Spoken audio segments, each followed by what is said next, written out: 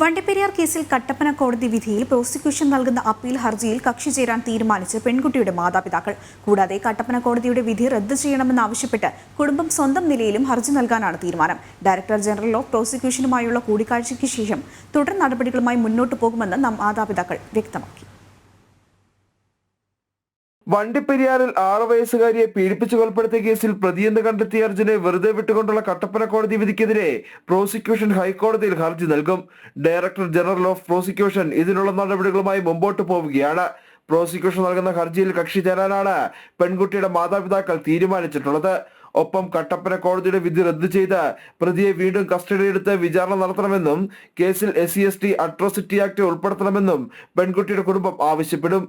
ഈ ആവശ്യങ്ങൾ ഉന്നയിച്ച് കുടുംബം ഡയറക്ടർ ജനറൽ ഓഫ് പ്രോസിക്യൂഷനെ കാണും. നമ്മൾ ഈ ജഡ്ജിമെന്റ് നമുക്ക് അംഗീകരിക്കാൻ കഴിയാത്ത ഒരു ബുദ്ധിമുട്ടാണ്. അപ്പോൾ ആ രീതിക്ക് തന്നെ പോകാനാണ്. അപ്പോൾ അത് റദ്ദ് ചെയ്തിട്ട് അവനെ വീണ്ടും അറസ്റ്റ് ചെയ്യണം.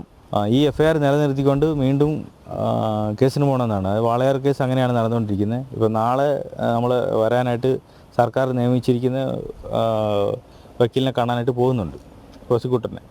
അപ്പോൾ അദ്ദേഹവുമായിട്ട് ആലോചിച്ചിട്ട് അദ്ദേഹം എങ്ങനെയാണ്, പിന്നെ നമുക്ക് ഇതിൻ്റെ അകത്ത് മറ്റേ SC/ST അട്രോസിറ്റി ഇതിൻ്റെ അകത്ത് ഉൾപ്പെടുത്തേണ്ടതുണ്ട്. അതിനെക്കുറിച്ചും കൂടെ ആലോചിച്ചിട്ട് അത് എങ്ങനെയാണ് ചെയ്യേണ്ടതെന്നുള്ള കാര്യങ്ങളും കൂടെ അതിനകത്ത് ഉൾപ്പെടുത്തിയിട്ടേ പോകത്തുള്ളൂ എന്നുള്ളതാണ്. ഏതായാലും ഇത്രയ്ക്കായി.